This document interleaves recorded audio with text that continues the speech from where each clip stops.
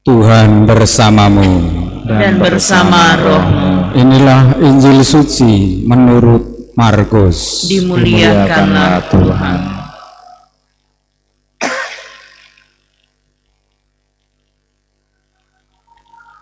Pada suatu ketika Yesus tiba kembali di tempat asalnya, sedang murid-muridnya mengikuti Dia.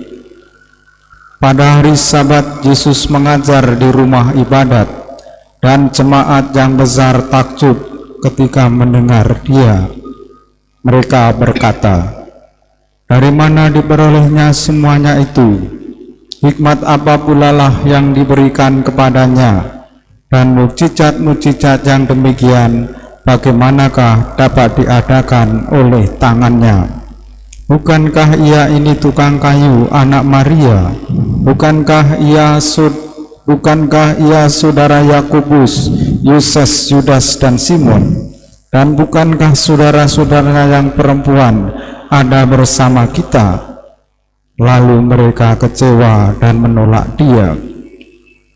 Maka Yesus berkata kepada mereka, "Seorang nabi dihormati di mana-mana kecuali di tempat asalnya sendiri, di antara kaum keluarganya dan di rumahnya."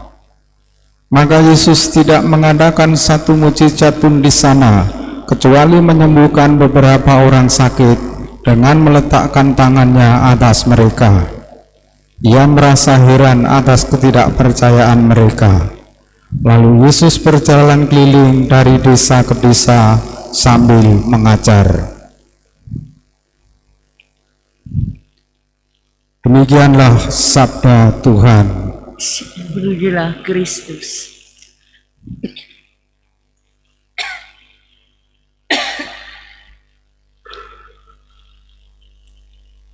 Saudara-saudari yang terkasih, sebagai manusia kita mengalami kesulitan, bahkan mungkin penderitaan. Dan dalam mengalami penderitaan dan kesulitan itu, barangkali kita pernah sampai menangis.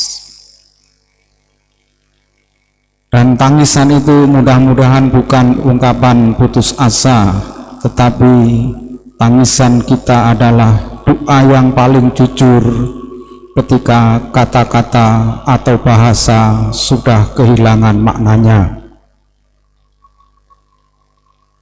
Kitab Ibrani mengajarkan kepada kita bahwa penderitaan dan kesulitan adalah cara Tuhan mendidik kita menjadi dewasa dan semakin beriman.